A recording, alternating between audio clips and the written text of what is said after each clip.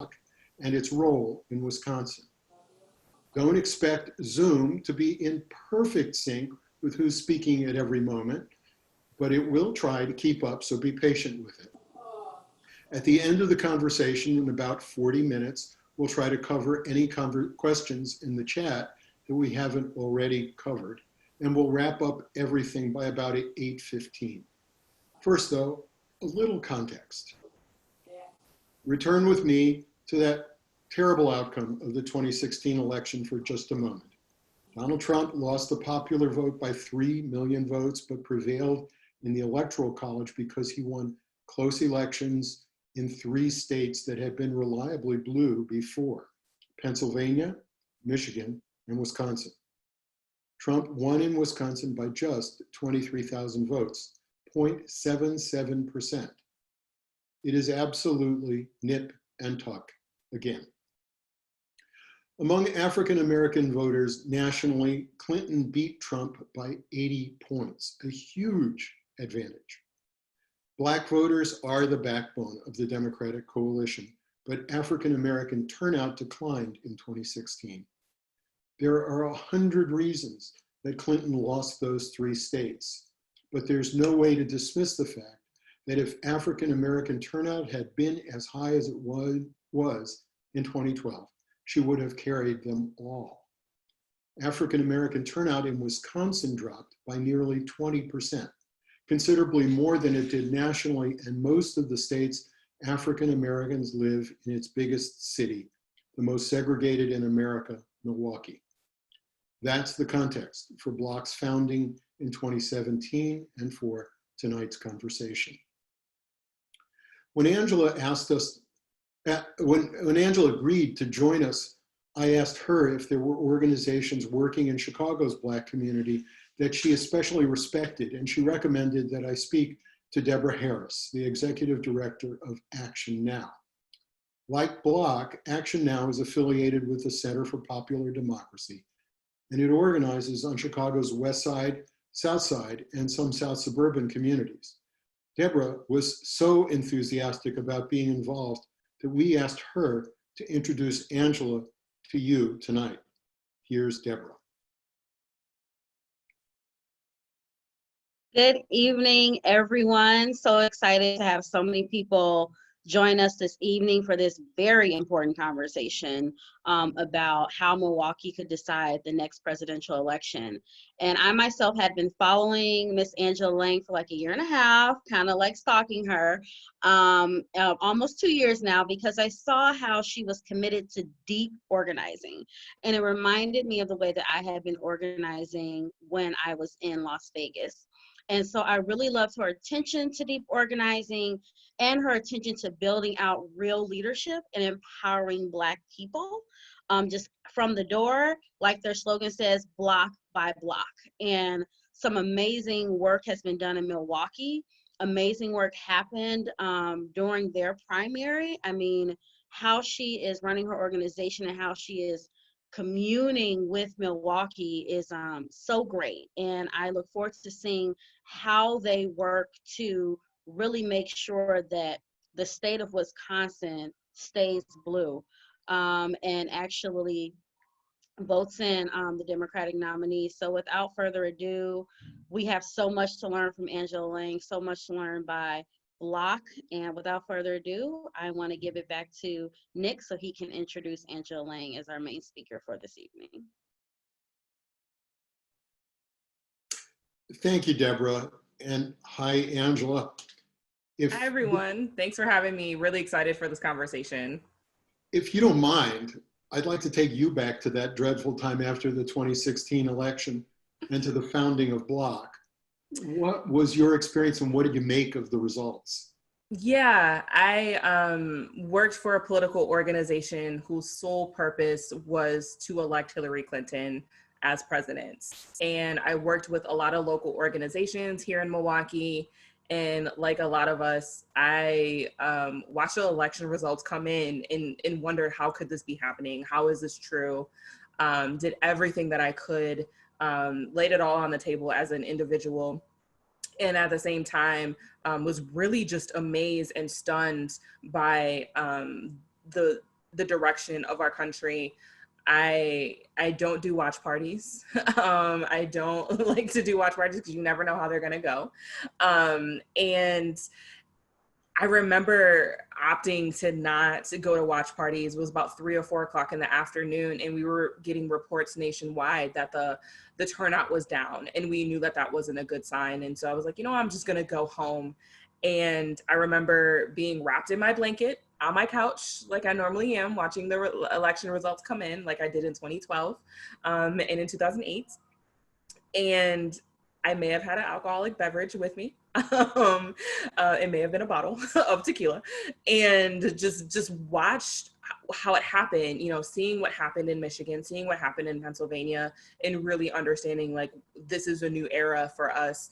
And very quickly on, people were blaming Black folks. They were blaming people that look like me and Deborah, and blaming our community, saying, if you would have just come out and voted, we wouldn't be in this mess. And I thought it was a really misguided and, quite frankly, a disrespectful and irresponsible narrative that we were being blamed while there were people in our community that hadn't been talked to, that hadn't been engaged. And the focus was on us for not turning out, even though we weren't engaged.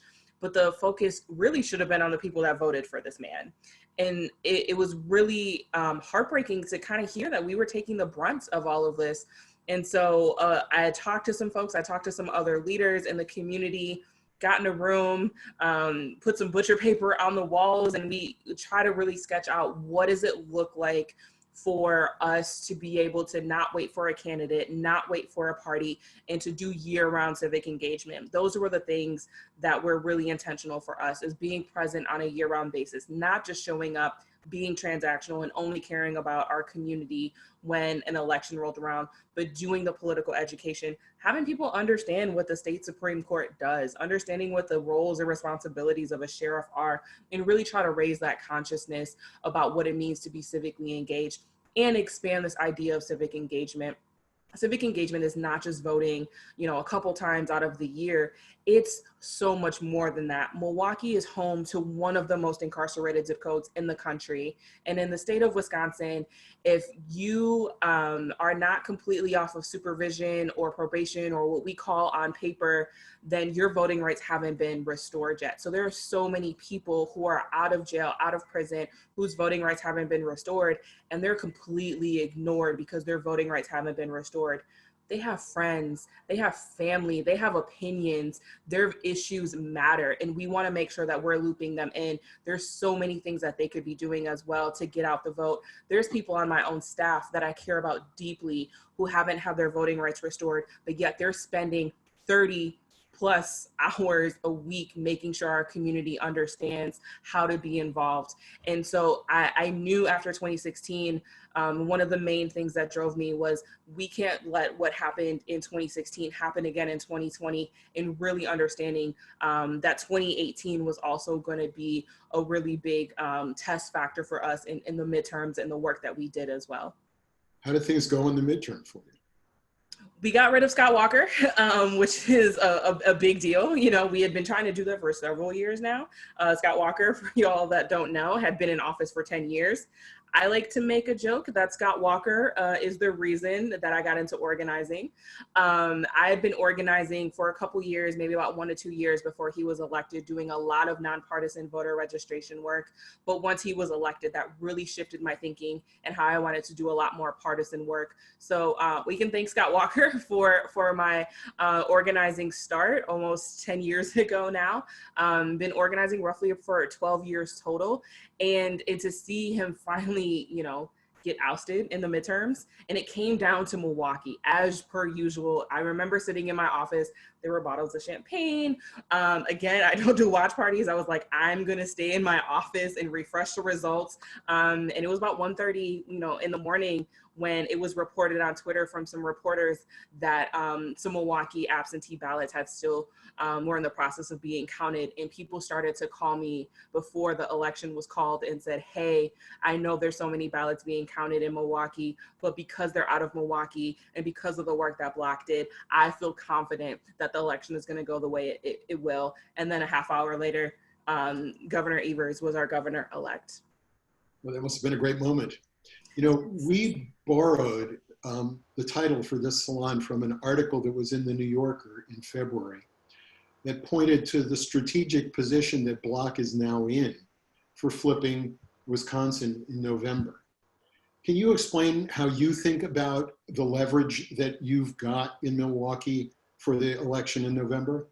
Yeah, no pressure, right?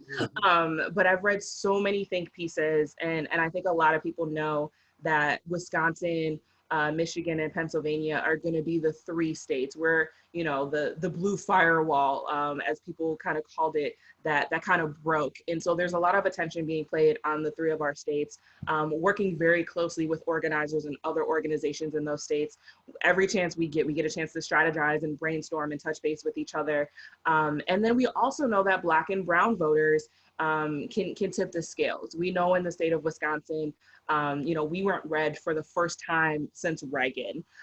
This was a really jarring thing for us. And we know that, you know, even in the midterm election, Governor Evers won by roughly a percentage point. So it's very close margins. And we know that it comes down to turnout at the end of the day. Republicans know that it comes down to turnout. That's why they're starting to have an office on the north side of Milwaukee in a predominantly Black neighborhood where they've never had an office before. This is the first time they're actually trying to meaningfully engage Black voters, because they know it's going to come down to turnout. It's going to come down to sheer numbers and who can talk to the most people.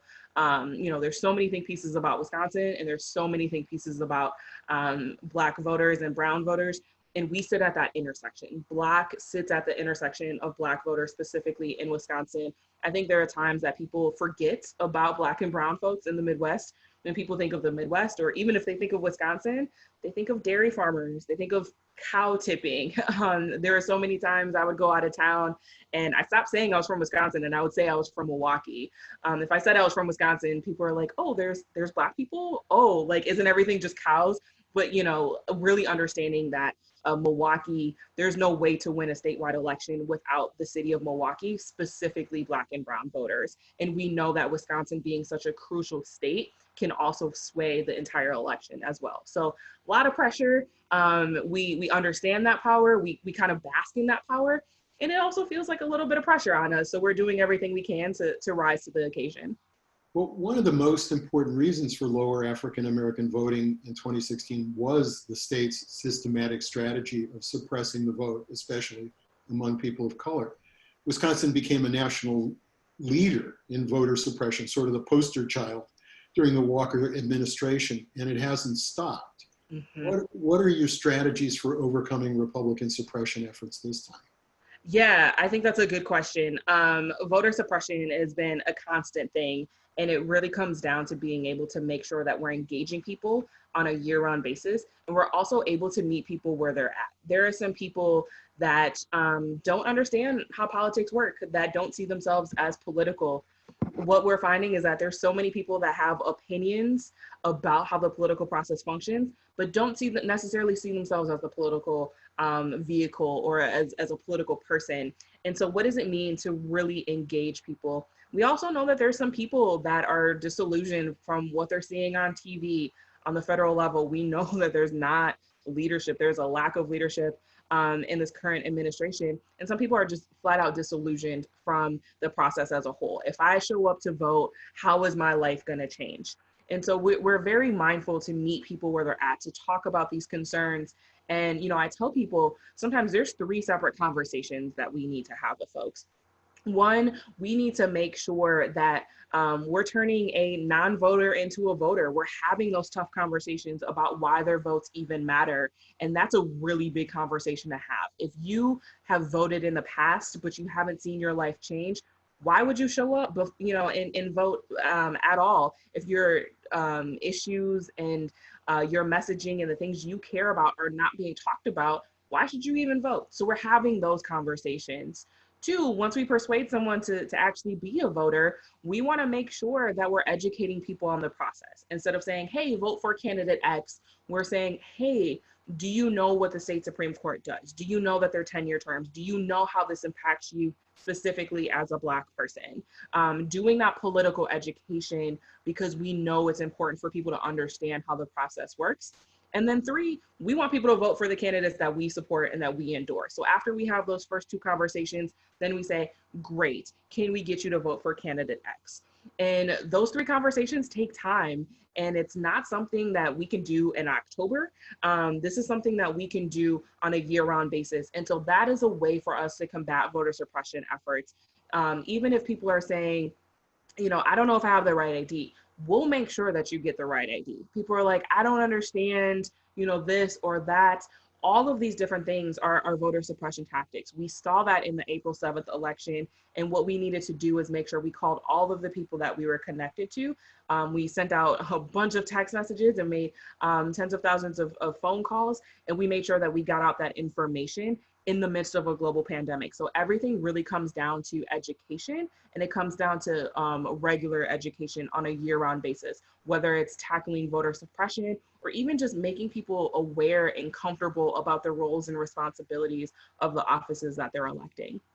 You've really opened up kind of the question of your philosophy of organizing.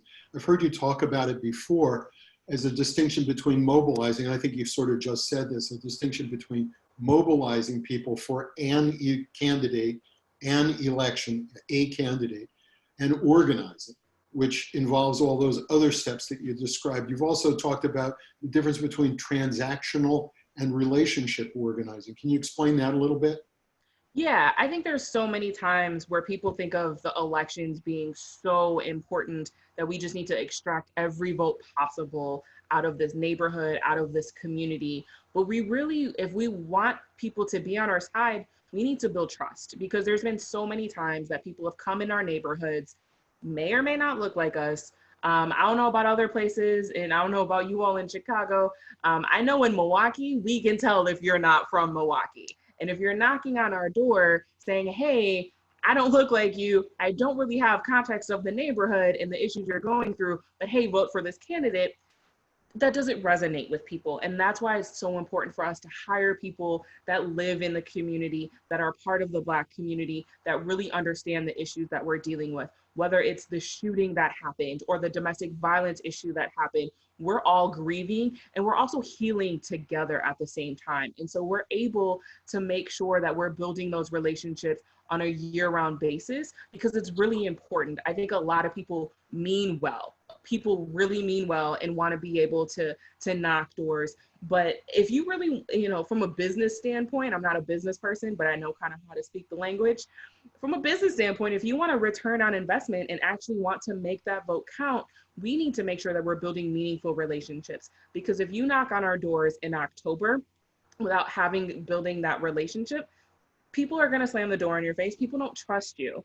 When we started in 2017, even though we're all from Milwaukee, we had to build that trust ourselves as a new organization. So we wanted to make sure that people really understood how to really engage with our community and not just see us as votes and commodities, but see us as real people that have issues and are issues that actually matter. I think there's a lot of times people get obsessed with, the Black vote or the LGBTQ vote. We put people into these different boxes, which is great. I'm glad we're talking about the importance of these demographics, but we're also people. We're not data points. We also have issues that are going to exist long after the election, and people need to be mindful of that. And that's why it's so important for us to engage on a year-round basis. So speaking of people, I'm curious about your ambassadors. They're people. So I'd like you to talk a little bit about them. Yeah, our ambassadors, they're the most amazing people I've ever met, to be honest. I tell people all the time, I do things like this. I put makeup on, I can be the face, I can do the press, I can do all of that. I can talk to funders. But our ambassadors are canvassers on a leadership development pipeline. And the reason we don't call them canvassers is because, quite frankly, they are the faces of the organization. They're the ones that are talking to people on a daily basis. They're the ones talking to residents and voters on a more regular basis than I am. And so we really wanted to have a title that kind of fit that. And so even though we do a lot of canvassing work, they're much more than canvassers. They are real people with real issues. They are the ones that are talking to press. There are times where people think I'm crazy, but I don't prep our people when they talk to press, because they are the ones that know how to tell their story the most. We believe that the people that are closest to the pain are closest to the power and closest to the solutions and the closest to the to impact. And I tell people we're rough around the edges. We're not perfect, just like everyone else is, but our stories are powerful. And I want to make sure that we're elevating that in a meaningful way. So our ambassadors, they live in the community. We're members of the Black community here in Milwaukee, no matter where we live. Some of our folks live in the most incarcerated zip code, have seen that struggle. There are some folks on our team that are ex-gang members that said, you know what, I want to be the change. I've done so much to harm my community back in the day, and I want to be a part of the solution. And we're able to reach people that aren't normally reached. Instead of talking to the super voters or the regular voters, we're able to expand the electorate and expand the base to people that are often typically left out due to the people that are on our team, and being able to relate in a very authentic way. We're not just hiring people for a couple months. We're able to really be able to develop people and have this leadership development pipeline. I see some of our folks on the call, and what's really great is that we're able to take people and go through the ambassador program and elevate them to other positions and have people grow and develop and see organizing, quite frankly, as a career. And this is something that we can get paid to do. We can live our lives and be able to do it, but we're also able to have that development as well. And so we have 50 ambassadors right now. We started the year with 33. We had an election in February, which we were excited to have. And then we hired 17 more. We knew we wanted to have 50 people for the April election, but after the extra 17 got trained, we knew that we had to shut down our office. And so those extra 17 people, they didn't get a chance to knock doors with us. So we're still growing and developing them. All of our ambassadors, I know a lot of people when they canvas, it's like, here's your literature, here's your areas of where you're knocking, go knock doors. Our Canvas launches take about an hour or hour and a half because we're constantly role playing. We're going through training where, if there's a new ad that came out, let's talk about it. Let's debrief it as a team. So we're also able to build that political analysis internally. And our team, before they even knock a door, they go through roughly 30 hours of training. So they're able to have more meaningful conversations on doors instead of saying, hey, I'm from so-and-so organization. Do you support this person? We're able to do that political education on doors. And that's something that we can leave behind as well. Well, you guys really went through the first pandemic election since 1918. Yeah. And I'm curious whether you passed through it. I know it was a painful election for you in a lot of ways. Mm-hmm. I'm curious whether there are lessons in it for the future. Yeah, I know a lot of people are really interested in our election. We kind of were the guinea pigs. We're the only state to really have gone through an in-person election during a global pandemic. Should have never happened. We did everything that we could to try and stop it. We signed onto a lawsuit with some other partners to try and delay the election. We did everything that we could. I joke around and say that the day before the election on April 6th, we all got a crash course in state civics. All three branches of government had a say in if this election were to happen or not. And then the US Supreme Court also, delivered a stunning blow the night before, which we kind of anticipated. But we did everything that we could. It was really, really hard for us to constantly keep up with the information. Is there a postmark date to the ballots? What's the deadline to register? What is the deadline to request a ballot? Everything kept changing, basically from the Thursday on up until the Monday. So the last couple of days were really, really hectic. It was really hard for us to continuously push out information. There are times we would get information and then the next day we'd have to go back to those same people and text and phone bank them and tell them, hey, that information we gave you yesterday was outdated. Here's the correct information. My friends, who I'm their political friend, were texting me and calling me and saying, hey, I saw one article, but then I saw another article that contradicted what's going on here. It was very confusing. And then layering on the fact that people are grieving, people are hurting. Our own team members were losing friends and family members from being able to just live and grieve in that moment and still make their voices heard. And it was very difficult for us emotionally. I remember, the day before the election, we were getting out the last minute efforts, and we got the call, or we got the notification that Governor Evers launched an executive order delaying the election. And we had to put in our group chat immediately, stop texting, because the election is off. We knew it might have been overturned by the Supreme Court, but in that moment, it was off. And so it was really hard to keep up with information. And we knew about this virus is disproportionately impacting our community due to systemic racism and white supremacy in a lot of different ways, including the healthcare system. And so it's impacting our folks, and our folks were pushing through grief in order to make their voices heard.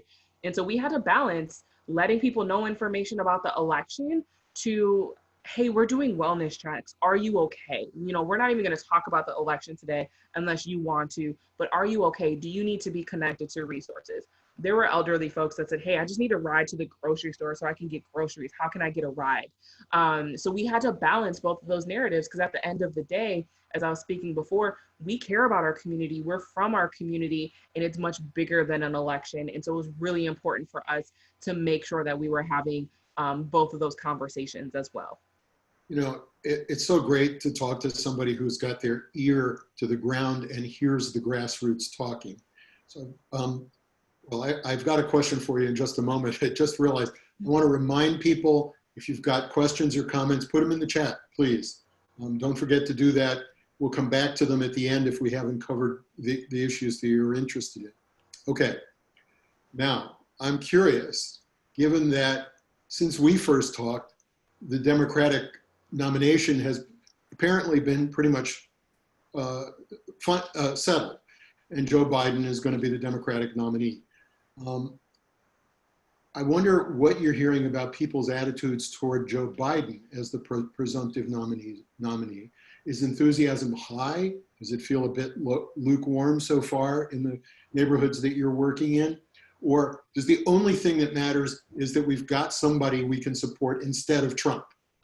Yeah, that's a good question. That's a question I get a lot. People are definitely really interested in how Black voters, as we all outlined before, how we're going to be the ones to sway the election. People are really interested in how we're feeling. Full disclosure, I did not endorse Biden in the primary. My first choice was Julian Castro. I knew, he had a challenge, and then I endorsed Senator Warren. And, a lot of our folks, and our folks still talk about it to this day. A couple days ago, people are like, man, I wish Bernie didn't drop out. But at the same time, while there may not be a lot of enthusiasm for Vice President Biden right away, I think people feel very, very strongly about this current administration. And long before we had a presumptive nominee earlier this year, when President Trump actually did a rally in Milwaukee. He typically doesn't go to the city of Milwaukee. He usually goes to Waukesha, which is the breeding ground of the Republican Party. But he actually was in Milwaukee, and our team was knocking on doors saying, hey, President Trump is in town today. How do you feel about that? And we haven't really talked about Trump a lot on doors, but people proactively bring him up, which to me is a signal that people feel very strongly about his administration. And even though, Biden may not have been some people's first choice, people feel so strongly about this administration that people are eager and ready to vote him out in November. There are people that didn't get a chance to vote in the pandemic election in April, and elderly folks that we talked to that said, you know what, I didn't get a chance to vote in this election, and I'm really disappointed about it, but I don't care how far I have to walk, what I have to do, I'm voting come November. And so I think there's not a whole lot of enthusiasm. I think he does need to make up some enthusiasm, but I think at the end of the day, the biggest driving force is this current administration. And long before there was a presumptive nominee, people had strong feelings. And the fact that people are proactively bringing up his administration before we're even bringing him up. We've been talking about, state Supreme Court and local elections and a referendum, but people were proactively bringing up President Trump because they felt so strongly about it. So I think no matter who the nominee was, I think people knew that they wanted to make sure that whoever got the formal nominee at the convention, they were going to vote for, because there's such a strong feeling about his current administration. While we're on the subject of Biden's candidacy, there has been lots of talk about who his running mate is going to be. And in particular, about whether he's going to select a Black running mate. What we don't hear, there's lots of advice from the pundits about that, but what we don't hear is the noise at the grassroots level where you work. How motivating will it be if a Black woman is selected? How disappointing will it be if the running mate is not Black? Yeah, I love this question. People ask me this all the time. I think on one hand, for me personally, and I think a lot of folks, people aren't making their decision necessarily off of the vice presidential candidate. I know who I'm voting for come November, and I don't know who the vice presidential nominee is. So I don't know if there's a lot of people that make their decision for the presidency based off of who their running mate is. But with that being said, we know it's really, really important. We know that representation matters, not representation for representation's sake, just to have any Black face or any person of color. It's really important to make sure to have somebody that can speak and relate to our issues. And so while it would be incredibly disappointing, I think for me, if there wasn't a Black woman, my candidate of choice is Stacey Abrams. Been a huge fan of hers ever since I learned about her when she was running for governor, and even before then, following her work, even with the New Georgia Project. Huge fangirl of Stacey Abrams, and I know she's being vetted. That would be my ideal choice. I think some people would be disappointed, and I think it speaks to a broader issue of the base. The base is typically the most reliable base of the Democratic Party is Black women. We've seen it in Alabama. We've seen it play out in other elections. Black women in the 90 percentile always make sure that they're voting for the Democratic nominee. And as being such a reliable base, I think it's really important to make sure that you have somebody who is representative of that. And we know that Black women have been nicknamed the backbone of the Democratic Party. And I think it's only fitting to have a Black woman as vice president. But again, that being said, I don't know if that's going to be a driving factor. I definitely will be disappointed. I know a lot of my friends will be disappointed. A lot of politicos and campaign consultants that I know would be disappointed. And even people that work for Stacey would probably be disappointed. But at the same time, we're balancing a lot. I think there's a real reckoning happening within the party and within the left. You know, do we vote for somebody who aligns with our values 100% of the time? Or do we just vote for anybody but Trump? And I think there's a real reckoning, and I'm starting to see more and more progressives who may not be 100% aligned with Biden, including myself, but understand that white supremacy, misogyny, transphobia, xenophobia, all of that is on the ballot come November. And even though I may not be 100% aligned with the president or even their running mate and the nominee's running mate, we understand that it's a much bigger picture. And I think people are really eager to make their voice heard for, and it's a referendum on this current administration. So I would love to see a Black woman, but either way, I think a lot of people have their minds made up. I'd like to go back for a moment to some of your comments about organizing during the pandemic, because obviously it's a lot harder to do if you can't knock on doors and see people face to face. Yeah. And we've gotten a couple of questions in the chat about exactly that. How do we get our communities ready for the election in November in the event we can't knock on doors? How do we get people really engaged if we can't have public meetings and connect to people face to face? What are your plans? Yeah, it's tough. I've never organized in a pandemic, and I know a lot of other people haven't as well. Even our current community organizer, she stepped into this role just a couple months ago, pre-COVID, but a good solid month before the pandemic hit. And so she's even trying to figure out how to do this. So we're all getting creative. We're all learning together, which is something that's always been a core at BLOC, is that we're all learning from each other. I learn from our ambassadors every single day. I learn from our team every day, and we're teaching each other. So we're trying to find the different tactics that work. We're doing some of the traditional things. We're sending out mass text messages. We're doing a ton of phone banking. We're amping up our digital social media, but we're also thinking about can we just post flyers on bus stops? Can we post flyers in gas stations? You know, getting back to old school tactics. We know that on election day and leading up to it, we know that that van that had the megaphone attached and they were telling people to vote and they were driving around neighborhoods, or people in sandwich boards that were telling people, hey, don't forget to vote. You know, going back to some of those old school tactics that I think, you know, even the Obama campaign started to do as well. So we're trying to amplify our mix of being in the digital realm, but then also how are we able to safely get out the message as well. So one of the things that we're also thinking about is being able to have literature. And if we're not able to have conversations with you, leaving literature on doors, what we call lit drops. Even though we're not able to knock and have a face-to-face conversation, we want to make sure that you're having the information at hand.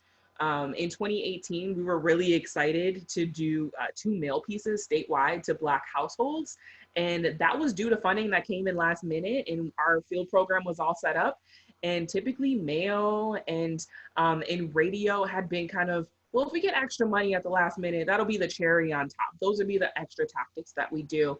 But now we're thinking of this as a part of our core budget. We're thinking about how are we able to have these conversations. But we also know that, you know, people are really eager to be heard. We're in communications with our health department. You know, even this week, we've been having more and more conversations of like, when is it safe to go back on doors? You know, how can we do so? And so they're actually in the process of providing us guidance.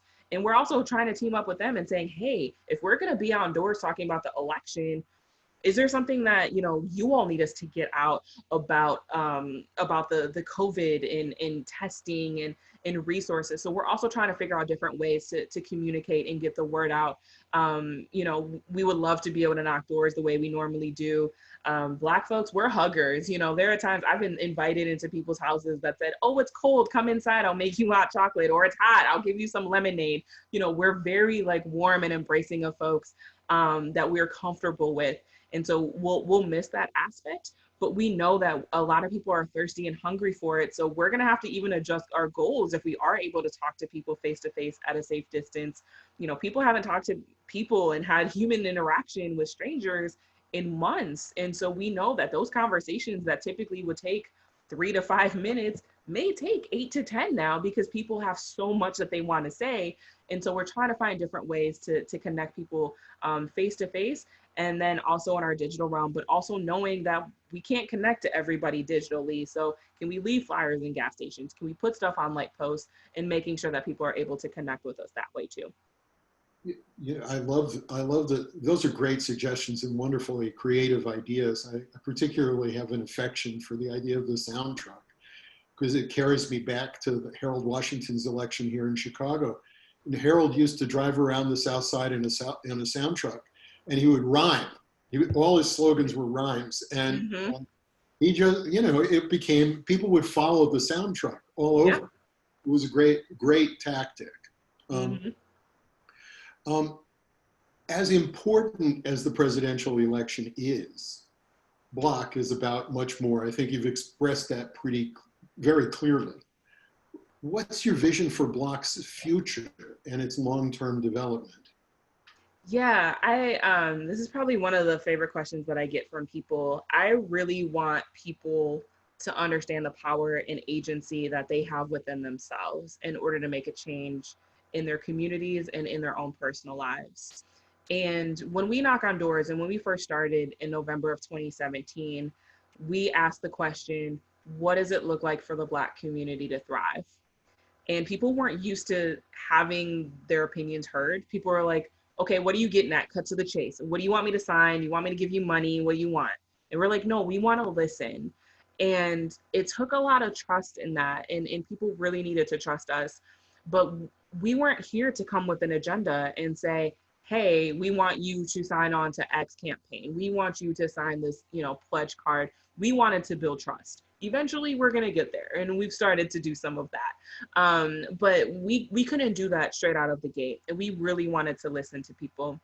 And for me, you know, a lot of times people ask me, how do you define success? How is BLOC successful? And you know, on one hand, I could run down all of our numbers. I can tell you that we made 34,000 phone calls in 2 weeks, or that we sent 81,000 text messages. Humble brag. Yes, that's impressive. Yes, I love that. And I'm proud of our team. But at the same time, being able to see people stand in the power that they didn't realize they had and understand the agency that they have within themselves, and say, you know what, I want to get a street light over here, or I want to get a speed bump. And they understand, and we gave them the tools and the resources to advocate for whatever they want for themselves. We talk about how voting is just one tactic. We know that voting is not a silver bullet. We know that just because you vote one day, there isn't a magic wand and everything is going to be great the next. We want people to understand that that is one tactic at our disposal.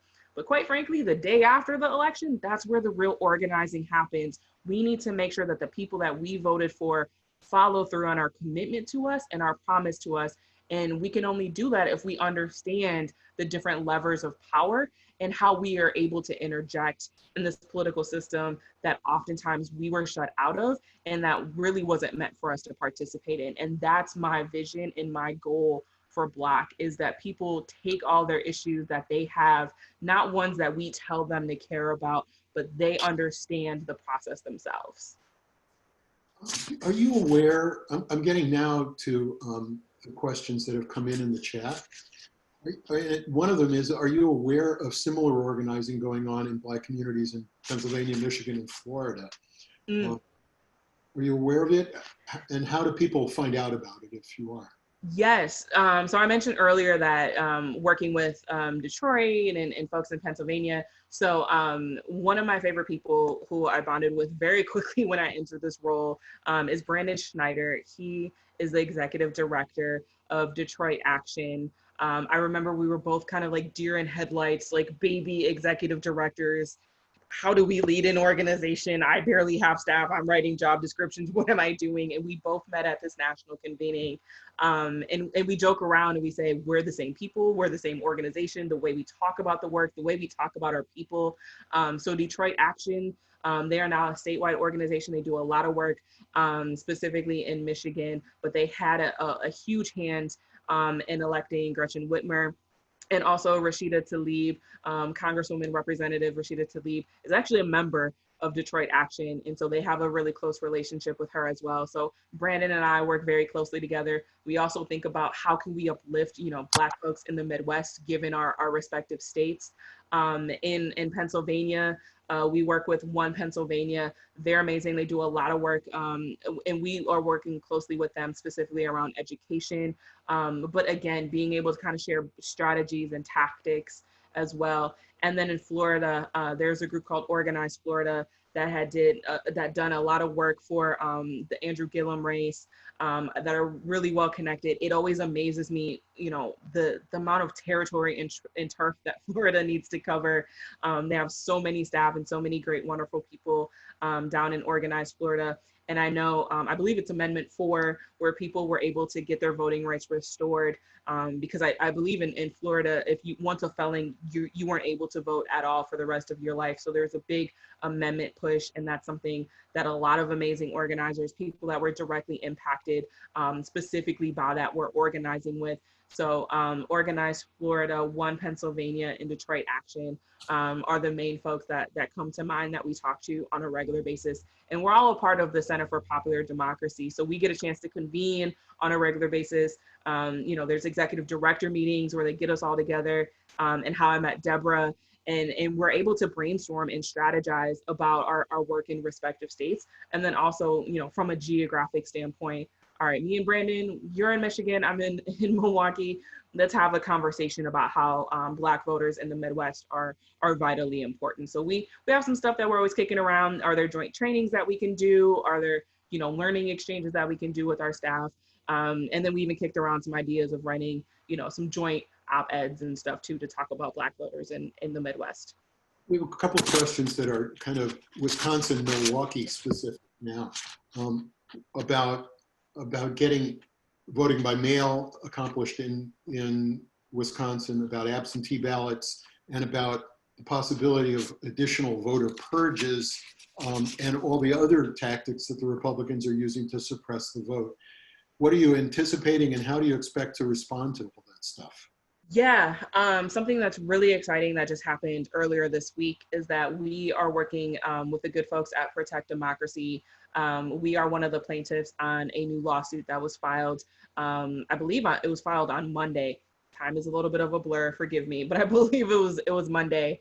And so, we're working with Disability Rights Wisconsin and some other individual plaintiffs to really go back to the same judge that we had talked to in the previous case, who was incredibly sympathetic to our cause, had some very choice words for our legislature, but didn't feel that it was in his jurisdiction at that time to be able to say this is what it should be done, of postponing the election. And so he left the door open and said, come back if, harm has been committed, because we couldn't necessarily prove harm to voters before the election happened. And so we're really excited to be able to team up with such like a broad, diverse coalition of urban, rural, older, younger, Black, white, being able, like, this is a really broad coalition. So that's one of the things that's in the work.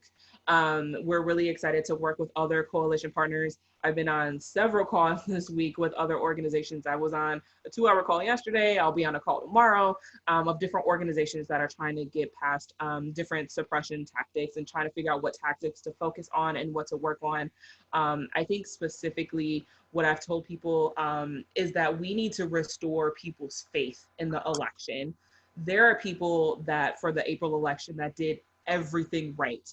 They registered to vote within the deadline. They requested their ballot within the deadline, but ultimately their ballot didn't come. And so they needed to make the choice on April 7th when they woke up.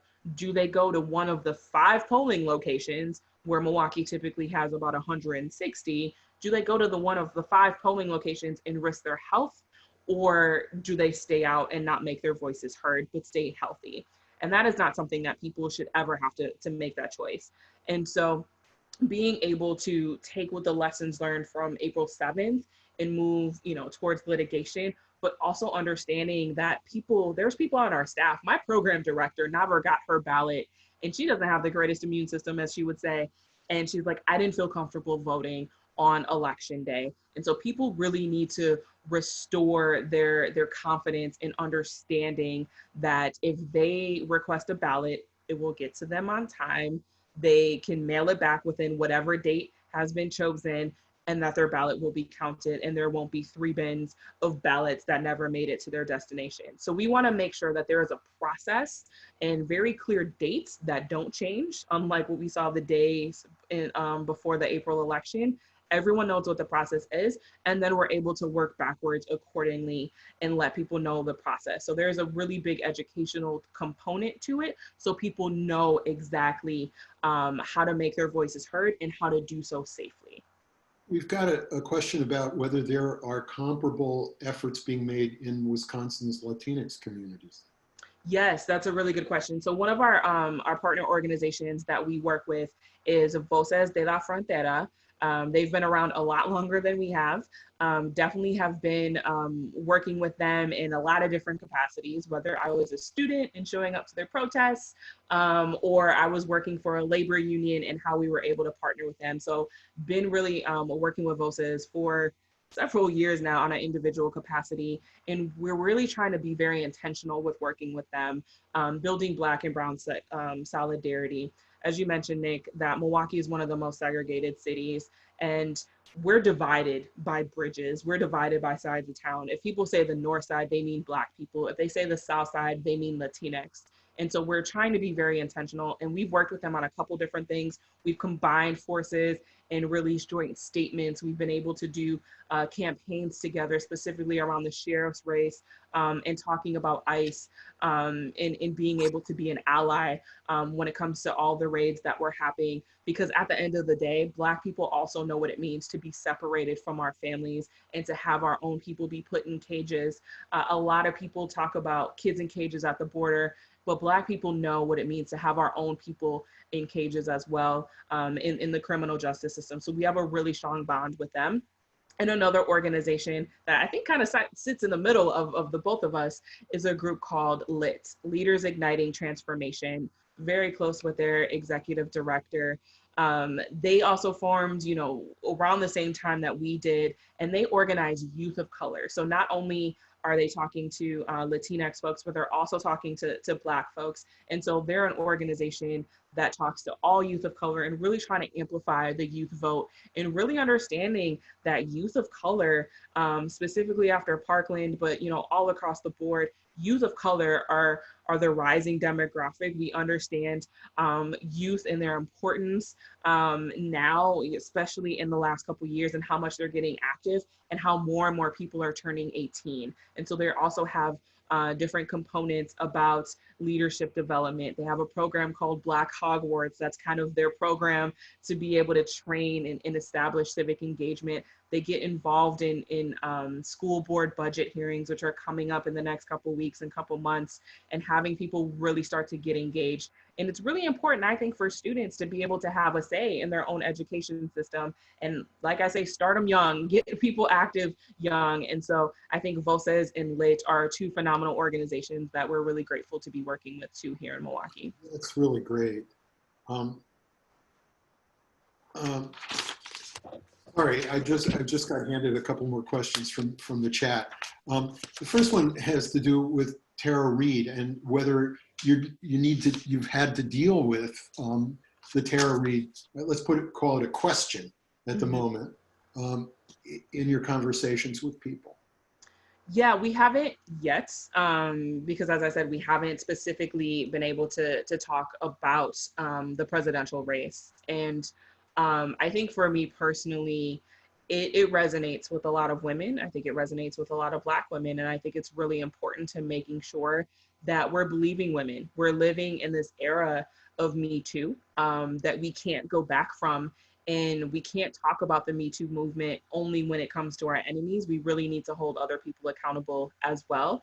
We also know that, things have changed, and what is, socially acceptable, or what people thought was socially acceptable back in the day, is not socially acceptable now. And I think there's a lot of elements. I think there's a lot of layers, and I think people are wrestling with a lot.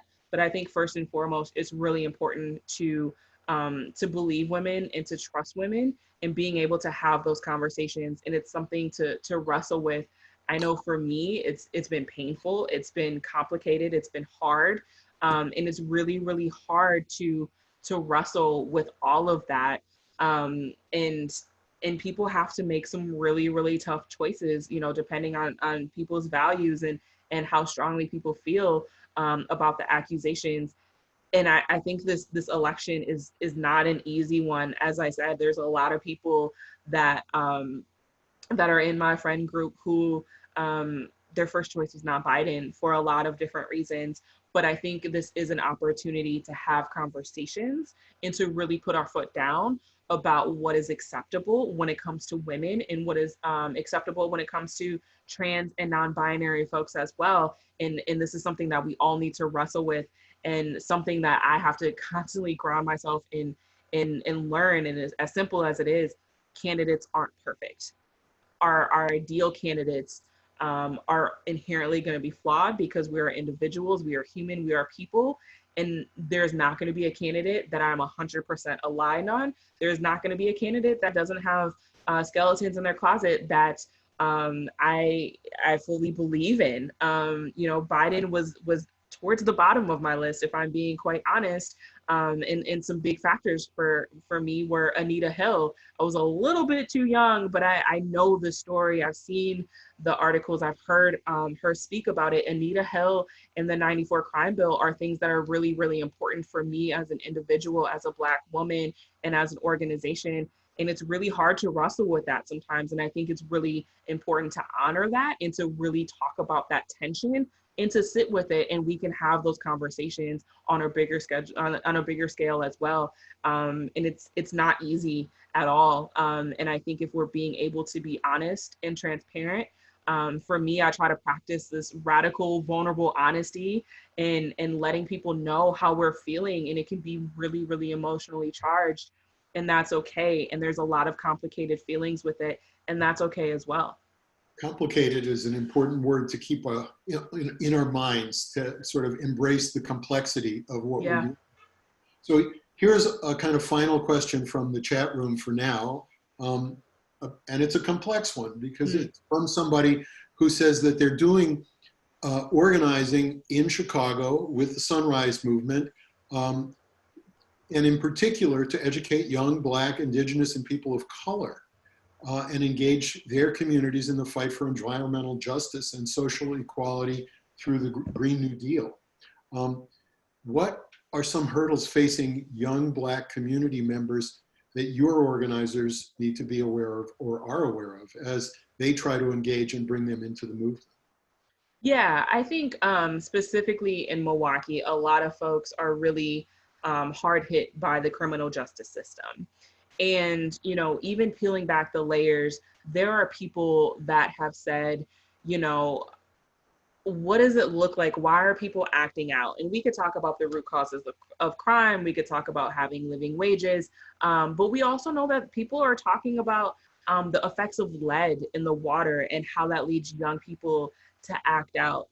What a lot of people don't know is that Milwaukee has really high levels of lead in our water. And it's comparable to Flint. It doesn't nearly get the same amount of attention.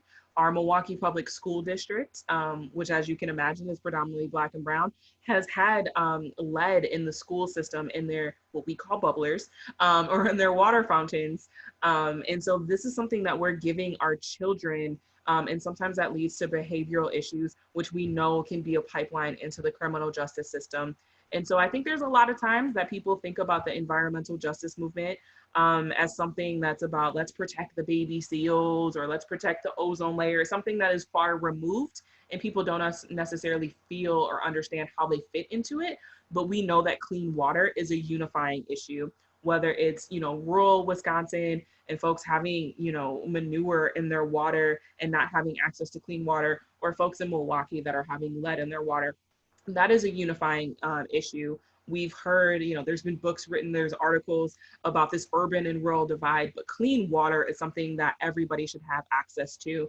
You know, understanding the Indigenous folks that are fighting for clean water and protesting the pipeline, that's something that a lot of Black, Indigenous, people of color have been able to experience and has been uniting, even including with our allies, with white folks. And so I think it's really important to understand that people, you know, again, as the way people don't see themselves as political, people may not see themselves as environmental justice advocates, but having access to clean water is still something that's really important to us, that absolutely is a part of the environmental justice movement, and really trying to tackle some of that framing and how to bring in more people of color, Black folks and Indigenous folks into the environmental justice movement from that lens. Let's return now to November. We know that Wisconsin is winnable. You guys, in spite of everything, did something really heroic in that last Wisconsin primary. We also know that it's going to be a tough fight against voter suppression for the top of the ticket and for down ballot races, for voting by mail and voting in person. What kind of support do you need to do the best possible job on all of those fronts? Yeah, and I saw some of the questions in the chat as well about people asking how they can help from Chicago. Every single time people ask how they can help, I always give people 3 different ways that they can help. One, I tell people I'd be a bad executive director if I didn't ask for money. Everything comes with a cost. Being able to hire more people means more and more people that we're able to engage, and making sure that our people are being paid a livable wage and their value and their work and their dignity is also being able to be respected as well and to be honored. So right now we have 2 different things. We have 2 different donation sites. One is our C3, it's our education fund. You'll see that at the bottom of our website. If you go to our website directly, that goes to our nonpartisan work. That goes to our voter registration, where we're not talking about candidates or in making partisan stances. Primarily, we love C4 dollars. C4 dollars are able to be flexible, and we are able to be a little bit more partisan about that as well. And then we're in the process of setting up other things specifically to target all of our work federally as well. But C4 dollars are able to make us be a little bit more nimble. 2, we acknowledge not everybody has the means and the resources, especially during this time. but are there people or organizations that you think that we should be connected to? Whether it's Action Now or other folks, you're like, hey, I think you all would really work well together. Or if you're a well-connected person and maybe used to work in media and saying, hey, I know some people at MSNBC that I think you should talk to help amplify whatever it is. We love being able to be connected to other people, whether it's other donors, other organizations that we can collaborate with, or other ways to just get out the story of what the work is happening in Milwaukee is very, very important. And then 3, we know not everyone has resources or connections, but we know that everybody can be able to amplify our social media, amplify our content. Like I said, there's a lot of attention being played on Milwaukee. I find myself doing press probably at least once or twice a week now, whether it's local or national, and I'm very grateful for that. But a lot of interest is happening and being garnered from what's happening, and people are trying to take lessons learned. And so being able to amplify our content. We're on Facebook, and then Twitter and Instagram at Block by Block MKE. And then even if you go to our website, you can feel free to stay connected with us. You can email us through the website. That largely goes to me. So if you get a response, it'll probably be me. And just happy to be able to find ways to stay connected as well. So those are 3 different ways that we always tell people to get involved in and how to stay connected with us. Great. You know, Indivisible's strategy here is 3 states, 1 mission. That is to help win the presidential election in Illinois, Michigan, and Wisconsin. Naturally, we also want to flip the Senate and hold the House and win lots of down ballot and local races too. We've already got people writing postcards and making phone calls to Wisconsin and Michigan. That is important work, but there are things, as Angela has explained, that BLOC can do that we just can't, because its ambassadors are there. They are in the community and they authentically share the same burdens as their neighbors. In March, a group of friends and I quickly agreed that we should raise money for BLOC to help it hire more ambassadors, to train them, to acquire the software and the tech needed to work virtually until it's safe to go back to the doors. Over the last 6 or 7 weeks, we've actually raised more than $25,000 by emailing our friends and families. I want to ask all of you who have joined us tonight to consider making a contribution now. And if you look in the chat box, you'll see an Act Blue link that will take you to our page for BLOC. Please copy the link and put it in your browser right away before you lose it. Second, I want to ask you for one more thing. That group that got together and started this campaign a couple of months ago has made their asks. And most of us have actually asked people 2 or even 3 times now, same people. You may not feel very comfortable about asking others for money, but think about it. Your friends are looking hard to find ways to help turn the country around. And the case for BLOC is very powerful. When people hear it, most of them are grateful to learn of one very strategic thing they can do.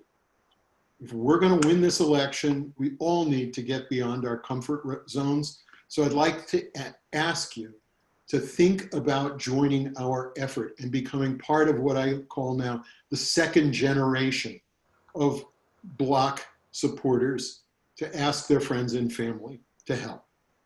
There's going to be a number, it might be there already, I don't see the chat, a number in the chat box.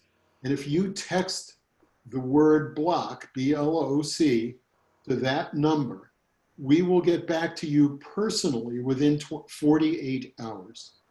I'm not asking for a firm commitment now, but for an expression of interest. There are over 200 of you here now. We need a 2nd generation to keep our campaign alive. Please think about it and text BLOC to that number. Okay?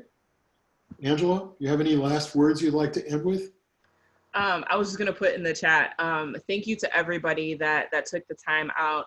I know we're living in really strange, unprecedented times. There's a lot more technology and Zoom calls, and you quite frankly could have been anywhere else. And you chose to listen to me and my pitch about, you know, what it takes in Wisconsin and specifically in Milwaukee. So I thank you all, not only for being here, but also the investment that you all are considering in the future. Specifically, thank you, Nick, and everybody else that helped put this together. And a special thank you to Deborah.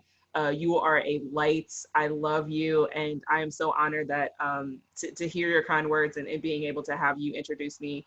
And even just being able to be in this fight with you, I think is really important. It's much bigger than Milwaukee. It's much bigger than Wisconsin. And it's really the soul of our nation that's at stake. No pressure. But I thank you all just even for hearing us out and taking the time to explore and to research and check out our website and listen to us. Okay. You know, this is Indivisible's first connection to Deborah too, and I hope that we'll build on what we've done tonight. In the future, Nick, I can give you that number. I can tell everybody that number if they can't find it in the chat. what number is that? The number to text to.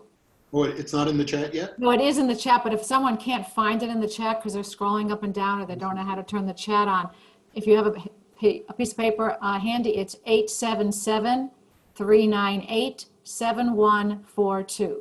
That's great. Thank you, Rosie. So thank you all for joining us tonight. I hope you've enjoyed yourself, that you have a deeper understanding of the situation in Wisconsin and a deeper commitment to helping to turn it blue in November. Have a great night, stay healthy, and keep at it. Good night. Thank you. Thank you. Good night, everyone. Thank you.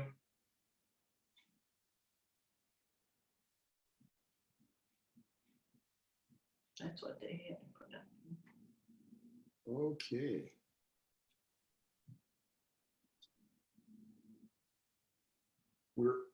Are we all here still? Rosie? Well, a lot of people who are Yes. still. You still have 44, Oh. 43. What we could do is end the meeting and then those of us who want to talk about this come back in because there's still a lot of Yeah. people who are hanging around. Yeah, because I do. So shall we end the meeting and then those of us who want to talk about it again come back in? The same link? Yeah. Okay. Okay. Okay. Goodbye, everybody else. Thank you. Night.